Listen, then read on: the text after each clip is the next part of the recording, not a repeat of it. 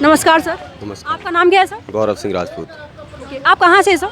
मैं वैसे तो ग्वालियर से हूँ, एमपी।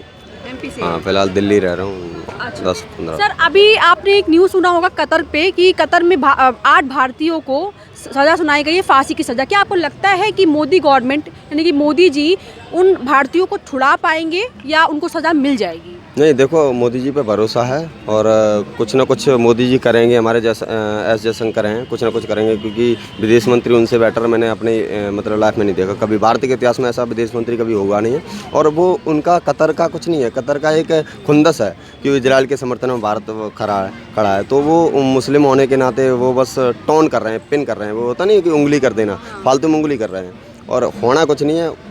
सज़ा देखो अपना जो मामला विदेशी है तो विदेश मंत्रालय इस पर काम भी कर रहा है और मेरे को नहीं लगता कि फांसी होगी, क्योंकि कुछ ना कुछ रास्ता निकाला जाएगा इसमें। ओके सर, ये मुझे बताइए जैसे कि एक और भी बात होती है कि लोग बोलते हैं कि आप सारे बातें करते हो लेकिन आप कभी भी महंगाई या बेरोजगारी पे बात नहीं करते, क्योंकि आप एक यूथ हो। आपको क्या लगता है हमारे देश में कहाँ तक महंगाई बढ़ी है और कहाँ तक लोगों को जॉब्स नहीं मिल रही हैं? तो मैं महंगाई की मैं अगर बात करूँ तो 2014 से पहले अपना कितनी ई कॉमर्स कंपनियाँ थी देश में? 2 या 3 थी। अमेजोन थी शायद और शायद फ्लिपकार्ट आ रही थी, फुल मतलब नहीं आ पाई थी। हाँ, फुल नहीं आ पाई थी। तो आज पता है कितनी 65-70 जो लगभग 2-3 लाख लोगों को रोज़गार देती हैं। 65-70 ई कॉमर्स कंपनियाँ। आप मेरा ख्याल नहीं करो तो गूगल कर लीजिए, जो ये लोग मानते हैं जिस रिपोर्ट को, उस रिपोर्ट को देख लीजिए, ठीक है। हर सेक्टर में IT सेक्टर हो, लाखों नई नई IT कंपनी आई हैं और कई विदेशी निवेश इतने हुए हैं कि लाखों रोज़गार मिला है। बेरोज़गार कौन है? एक और महंगाई की बात करें आप, महंगाई किस मुद्दे पे महंगाई? सिलेंडर 800 कुछ का था, अभी 900 का है। पेट्रोल 84 था 2013 में, मनमोहन सरकार गई, आज 96। कितने % बढ़ा? 2004 में जब ये आए थे तो 35 रुपये पेट्रोल था, जब ये गए 9 साल 10 साल बाद तो 84 करके गए, 4 गुना बढ़ा दिया इनने। और मोदी जी ने कितने 96 चल रहा है, अभी 95-96 चल रहा है। तो महंगाई कहाँ है?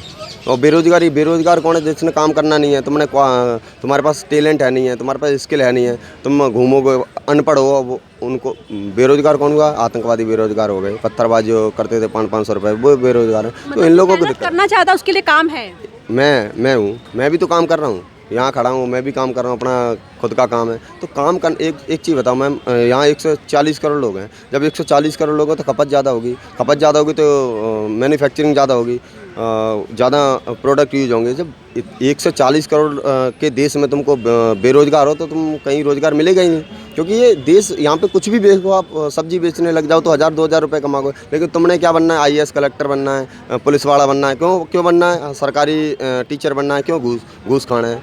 अब घूस के लिए अगर तुमने वो रोजगार समझते हो सरकारी, तो सरकारी रोजगार हर किसी को नहीं मिल सकता। 140 करोड़ लोग हैं यहाँ पे। मतलब सरकारी जॉब्स कहीं ना कहीं घूस खाने के लिए भी लोग पकड़ते हैं जिसमें ज़्यादा पैसा मिलेगा। इसका रीज़न बताऊँ मैम? आप मैं मेरे अगर खुद का पूछो ना कि मेरा बच्चा है तो बोलो सरकारी में पढ़ाओगे, मैं नहीं पढ़ाऊँगा, लेकिन वो उसी बच्चे को मैं सरकारी टीचर बनाना चाहूँगा। क्यों? सीधी बात है। आप प्राइवेट उसमें जाइए, एक शौचालय में साफ़ सुथरा मिलेगा, अब सरकारी शौचालय में जाइए गंदगी मिलेगी। तो प्राइवेट और सरकारी में फ़र्क है। भ्रष्टाचार करना इसलिए सरकारी जॉब चाहिए, और अच्छा काम करोगे तो प्राइवेट में भी बहुत सारा, प्राइवेट जितना पैसा थोड़ी ना किसी में भी। मैं जॉब प्राइवेट कर रहा था तो 42-45 हज़ार सैलरी थी। किस में है? कौन से सेक्टर में? ना पुलिस में है ना किसी सेक्टर में इतनी सैलरी है। तुमने स्किल तो होनी चाहिए, तुमने वेट होता नहीं है, तुमने काम करना नहीं, तुमने सोचा सीधा IAS बन जाओ। कैसे बन जाओगे? उसके लिए मेहनत करनी पड़ती है और हर कोई IAS IPS तो नहीं बनता, सीधी सी बात है। अच्छा सर, इसके अलावा ये मुझे बताइए कि जैसे लोग कह रहे हैं कि राहुल गांधी यूथ हैं और वो काफ़ी एजुकेटेड भी हैं, बाहर से पढ़ के आए, अगर वो बनते हैं प्रधानमंत्री तो वो यूथ के लिए कुछ बेहतर करके दिखाएंगे, जैसे जॉब्स की अपॉर्चुनिटीज़ ज़्यादा लेकर आएंगे या देश को ग्रो करवाएंगे। ऐसा ये सिर्फ कहने वाली बात है या आपको लगता है ऐसा कुछ करके दिखाएंगे? मैम एक चीज़ बताओ, अभी वो सांसद हैं शायद कहीं से, शायद केरल वगैरह से, वायनाड से सांसद हैं।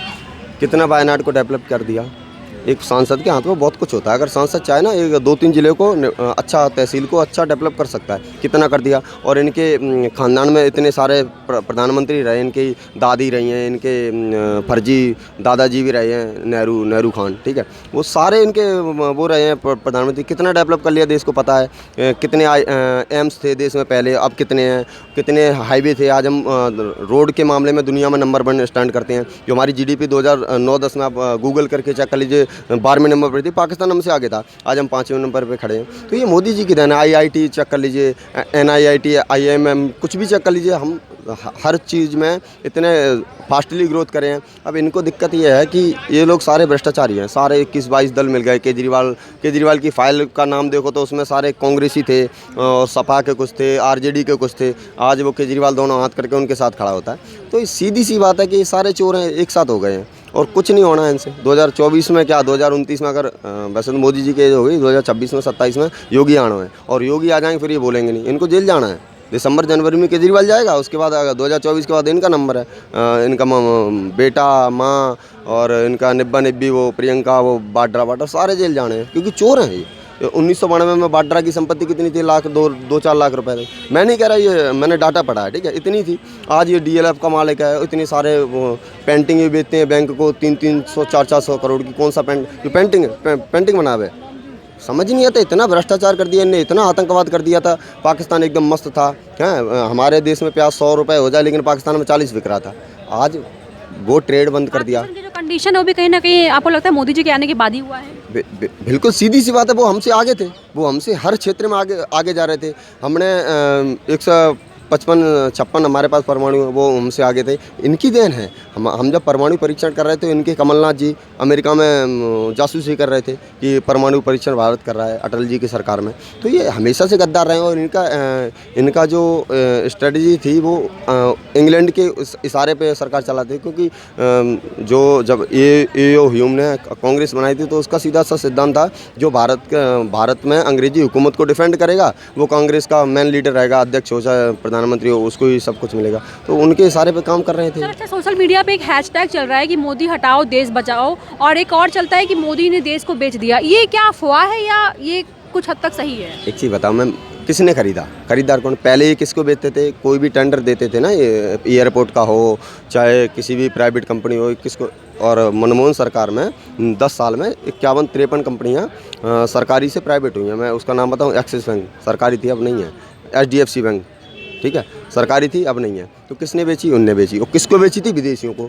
अब मोदी ने क्या करा है, विदेशियों से हटा के, क्योंकि आधा पैसा वो ले जा रहे थे, अब मोदी जी ने क्या करा है, विदेशियों से हटा के भारत के लोगों को, भारत के उद्योगपतियों को दिया। अब जब उद्योगपतियों को दे रहे हैं तो उससे रोजगार भी मिलेगा, भारत की GDP भी आगे जाएगी। और दूसरी चीज़, ये बोलते हैं ना कि बेच दिया, प्राइवेट कर दिया। सब प्राइवेट और सरकारी में फ़र्क है ना, मैंने बताया ना आपको। एक चीज़ बता, पूरे विश्व में ऐसी कोई भी कंपनी बता दो, चाहे एयरलाइंस देख लो, पुलिस और आर्मी को छोड़ के ना हर कंपनी प्राइवेट है। प्राइवेट में फ़ायदा क्या होता है, अगर हमारा एक सरकारी आवास मिले हमको तो हम उसकी देखभाल इतना सही से नहीं करेंगे, क्योंकि हमें पता है हमने को जाना है इसमें, इसको छोड़ के। अब हमारा होगा खुद का तो हम उसको अच्छे से साफ़ सफाई करेंगे, अच्छी सब लोगों को। अब रेल देख लो आप, अब जब पूरा सरकारी थे रेलवे स्टेशन तो कैसी गंदगी मची रहती थी, कहीं भी कचरा। अब प्राइवेट हो गया तो साफ़ सफाई करेंगे, क्योंकि जब भी तो लोग आएंगे, जब भी तो लोग देखेंगे उसको, जब भी तो लोग यूज करेंगे उसको। अब जब प्राइवेट में इतने सारे फ़ायदे हैं, चाहे को किसी भी एंगल से देख लीजिए, प्राइवेट में सारे फ़ायदे हैं। और बेच किसको दिया?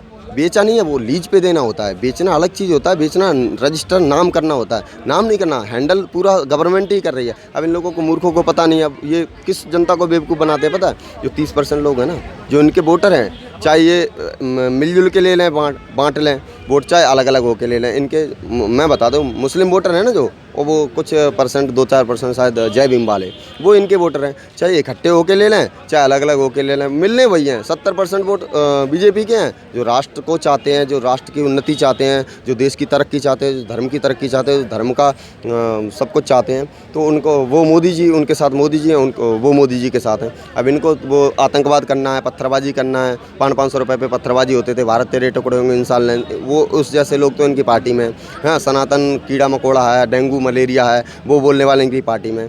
तो आपको पता है ना कि सत्ता के बेवकूफ़ हो चुके हैं, मेंटली कितने डिस्टर्ब हैं, कि मोदी जी के आने से इतने डिस्टर्ब है ना कि इनको अपना भविष्य सबको पता है कि हमने जेल जाना है और इतनी बदतर हालत होने वाली है, सबको पता है। तो इसीलिए तो सारे इकट्ठे हुए हैं कि गलती से कहीं बन जाएंगे तो अपने अपने केस वेस हैं जो रफा दफा कर लेंगे, बनना है नहीं इनको। सर, ये मोदी हटाओ देश बचाओ का जो नारा लगता है, आपको लगता है कि मोदी जी हटेंगे 2024 में?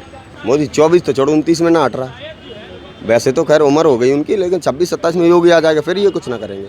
मतलब मोदी जी के बाद आपको लगता है योगी जी आएंगे? सीधा योगी, उसके बाद हेमंत, उसके बाद हेमंत, सीधी सीधी बात है, वही तो 15-20 साल तो ये चुनाव न लड़ना तो बढ़िया है, क्योंकि पार्टी वार्टी बैन हो जाएगी, जमानत जब्त होनी है, क्योंकि 2024 में जमानत जब्त होनी है। अभी कितने सांसद हैं इनके पास, है ही ना। अब आने वाले टाइम में वो भी ना रहेंगे। अब देश जाग रहा है, देश तरक्की के साथ, हम टमाटर के लिए वोट थोड़ी ना देते कि टमाटर 80 हो गए, प्याज 40 से 80 हो गया, 100 हो गया, पेट्रोल 100 पहुंच गया। उससे क्या मतलब, पूरे देश में महंगाई परसेंट देख लो, हमारे देश में देख लो, पूरे देश की तरक्की देख लो, हमारे देश की देख लो, हर चीज़ में अगर बात महंगाई की हो तो अभी आप देखो कि कोरोना के बाद से केवल इंडिया में नहीं, पूरे जितने भी देश हैं, पूरे वर्ल्ड में ही महंगाई कहीं ना कहीं बढ़ी है। ऐसा नहीं कि केवल इंडिया में बढ़ा, लेकिन सबसे ज़्यादा जो एक मतलब बातें उठती हैं वो इंडिया में ही उठती हैं। तो इंडिया का एक बात बता, मैं बताऊँ एक चीज़, पूरे विश्व में विपक्ष है, हर विपक्षी क्या करता है, अगर सरकार कोई अच्छा काम कर रही है तो उसको अप्रिशिएट करती है, उसके साथ खड़ा होती है, कंधे से कंधा मिला के। जैसे इजराइल का विपक्ष है, एक प्रधानमंत्री मैंने देखा था, वो पूर्व प्रधानमंत्री थे, अभी जब युद्ध चल रहा है ना, तो वर्दी पहन के बंदूक लेके खड़े हो गए सेना के साथ। अब हमारे विपक्ष वाले क्या सेना से सबूत मांग लेते हैं कि रिस्टाक हुई नहीं, बालाकोट हुआ ही नहीं, तुमने फर्जी वोट बैंक के लिए कर दिया। अब तुम सेना पे सवाल मांगे, सेना को मोदी जी की है, मोदी आएंगे जाएंगे, ठीक है, वो सेना पूरे देश की होती है। हमारे सैनिक कौन है, हमारे बाप दादा, हमारे भाई, सबके हैं, पूरे भारतवासी की सेना। अब सेना पे जिसको संदेह हो वो कहाँ देशभक्त हो सकता अच्छा है। ये बताइए, जैसे जब से मोदी गवर्नमेंट आई तब से देखा जा रहा है कि बार बार सनातन धर्म को पे अटैक किया जा रहा है, विपक्ष के साइड से या औरों के साइड से अटैक किया जा रहा है, कुछ ना कुछ ऐसे शब्द बोल दिए जा रहे हैं जिससे लोगों को, जो भी सनातनी उनको बुरा लगता है। सेकंड चीज़, जैसे भी आपने बोला कि आर्मी से भी सवाल पूछे जा रहे हैं, ये क्या सच में सनातन धर्म के ऊपर अटैक है या पर्सनली मोदी जी के ऊपर अटैक किया जा रहा है? मैं बताऊं, ये घबराए हुए किससे हैं। पहले प्रधानमंत्री बनते थे तो कोई मान लो दुबई से कोई शेख वेख आया तो हमारे मंदिरों को ढक दिया जाता था। आज विदेशी आते हैं ना तो मस्जिदों को ढक दिया जाता है। जब हमारी रैलियां निकलती हैं ना, टी राजा सिंह योगी आते हैं तो मस्जिदों पे कपड़ा डल जाता है, बुर्का पहना देते हैं मस्जिदों को भी, ब्लैक कपड़ा। तो इनको दिक्कत ये है कि हमारा प्रधानमंत्री देश का ये सेकुलर देश मानते हैं, ये सेकुलर देश पूरे विश्व में एक भी ना है सिर्फ भारत के अलावा, ठीक है। और भारत में जो हर धर्म फल फूल रहे हैं ना, पूरे धर्म, हर धर्म हिंदुस्तान में मिलेगा, चाहे वो यहूदी हो, फारसी हो, क्रिश्चियन हो, मुस्लिम हो, बौद्ध हो, सिख हो, जैन हो, सारे धर्म हिंदुस्तान में अच्छे से फल फूल रहे हैं। सबको अपनी अपनी आज़ादी है, जो दिल करे वो करो, जो बोलना है वो बोलो, ठीक है। अब इनको दिक्कत ये है कि मोदी जी प्रधानमंत्री हैं देश के और देश ही सेकुलर मानते हैं। अब वो जाते हैं मंदिर में, वो भस्म आरती करते हैं, ठीक है, वो गंगा जी में स्नान करते हैं, वो केदारनाथ में जाके रुद्र तांडव करते हैं। तो इनको दिक्कत वहाँ है ना कि भारत का प्रधानमंत्री, सेकुलर देश का प्रधानमंत्री मंदिरों में जा रहा है। और जब जो राम कृष्ण की भक्ति करेगा तो सीधी सीधी बात है, मोदी जी के दिमाग में क्या है, हिंदू राष्ट्र। अब जब देखो सीधी सी बात है, जो अपने धर्म से जुड़ा है ना, वो धर्म उसको तरक्की पे ले जाएगा। और लोग एक आध लोग हैं, 80 करोड़ लोग हैं हिंदुस्तान में, 90 करोड़ लोग जो सनातन को मानने वाले हैं। अब इनके कहने से कुछ नहीं होता। इनको दिक्कत वहाँ है कि ये सेकुलर मानते हैं और मोदी जी अपने धर्म पे मजबूत खड़े हुए हैं। यही मोदी जी की जीत का मूल मंत्र है कि वो धर्म के साथ है। मतलब आपको लगता है कि कुछ सालों में ये सुनने को आ सकता है कि भारत भी अब हिंदू राष्ट्र बन गया है? भारत है हिंदू राष्ट्र जी, अभी तो है, लेकिन कहीं ना कहीं सेकुलर, जैसे आपने कहा सेकुलर है, लोग मानते हैं इस चीज़ को। मैम एक चीज़ बताओ, सेकुलर वर्ड कब जोड़ा गया था? पहले तो नहीं था, 1947 में नहीं था। जब देश बटा था ना तो धर्म के आधार पे बटा। जब धर्म के आधार पे बटा तो वो Pakistan Republic, Islamic Republic Pakistan है, मतलब इस्लाम जुड़ गया उससे। तो हिंदू क्यों ना जुड़ा? ये दोगलापंथी थी इनकी, कहीं ना कहीं नीति साफ साफ थी कि इसको धर्मशाला बनाना चाहते थे। और सीधा एक सिद्धांत था कि तुम अभी वो पाकिस्तान ले लो छोटा सा, उसके बाद 3-4 करोड़ हम रख रहे हैं, वो तो 40-50 करोड़ हो जाएंगे, तुम प्रधानमंत्री बनाए, भारत को भी ले जाना। सर एक सवाल और है, क्या आपको लगता है कि राहुल गांधी प्रधानमंत्री बनने लायक हैं, उनमें इतनी समझ है या वो बन सकते हैं, देश को संभाल सकते हैं? मैम एक चीज़ बताएं, वायनाड छोड़ दो और जहाँ मुस्लिम एरिया इलाका ज़्यादा है ना उनको छोड़ दो, हमारे यहाँ से कहीं से भी लड़वा दो, सरपंच ना बने। ये सरपंच, इनकी बुद्धि है, दिमाग है नहीं इसमें। ये भारत के बारे में जानते, जिस देश में रह रहा है उसके बारे में नहीं जानता, इसको भारत का भूगोल नहीं पता, इतिहास नहीं पता, कुछ पता नहीं है, फालतू में मतलब सांसद तो बन जाता है ये नाम के पीछे कि भाई राजीव गांधी का लौंडा है इसलिए बन जाता है, वरना इसमें सरपंच बनने की योग्यता नहीं, पार्षद बनने की योग्यता नहीं है। क्लियर सी, प्रधानमंत्री कहाँ से बनेगा? ये कोई ना बनेगा प्रधानमंत्री। मैं केजरीवाल की बात बता रहा हूँ। केजरीवाल मेरे को शुरू में आया था ना तो मेरे को भी बढ़िया लगा कि हाँ यो भ्रष्टाचार वगैरह खत्म कर सकता है, क्योंकि जिस हिसाब से इसने बोला था, इतने झूठे वादे किए ना, तो मेरे को भी लगा, मैंने भी वोट दिया और अपने पड़ोसी को भी दिलवाए कि भाई केजरीवाल को वोट दो। लेकिन पता चला ये तो मुस्लिम तुष्टिकरण की राजनीति करना शुरू कर दिया इसने। अब एक चीज़ बताओ, केजरीवाल वजीफा देता है, हिंदू बहन बेटियों को 2,000 देता है, उनको 12,000 देता है, मौलानाओं को सैलरी देता है 24, बढ़ा भी दी अब तो 30,000, 24,000, 22,000 सैलरी है। मस्जिद का बिल आता है 1 रुपये और मंदिर का आता है 8 रुपये। ये कौन सा संविधान, कौन एक देश एक विधान एक संविधान पे चलने वाला देश है, और तुम क्या कर रहे हो इसमें? हैं कोई अरवाज तफरेज तरवेज वगैरह मरे तो तुम 1 करोड़ का चेक लेके पहुंच जाते हो, और हिंदू रिंकू पंडित मरे मंगोलपुरी में तो तुम जाते नहीं वहाँ पे, 1 रुपये ना देते। तो ये दोहरी राजनीति, सीधी सीधी बात है कि ये मुसलमानों के लिए मुख्यमंत्री बना हुआ है। इसका वो ताहिर हुसैन, हाँ, आतंकवादी करता है, दंगा करता है, उसको भी मासूम बताता है ये, हैं जो कन्हैया कुमार जैसों को, शर्जील इमाम जैसों को सपोर्ट करता है। शर्जील इमाम जो इसने बोला था कि चाइना का हिस्सा, वो क्या नाम, कौन सा आंध्रा बताया था, कौन सा बताया था, मणिपुर वगैरह, कि चाइना का हिस्सा है, चाइना का हिस्सा, उसका समर्थन कर रहा है। तो बताओ, जो भारत के टुकड़े करने की बात कर रहा है उसका समर्थन करता है, कैसे नेता है ये? इनको देश से कोई मतलब नहीं, अपनी राजनीति करनी है, अपना पेट भरना, पेट भर लिया। देखो पहले कितना पतला था ये, अब देखो इतना पेट हो गया, मौज ले रहे हैं और ये सारे एकदम। Thank you so much sir, thank you.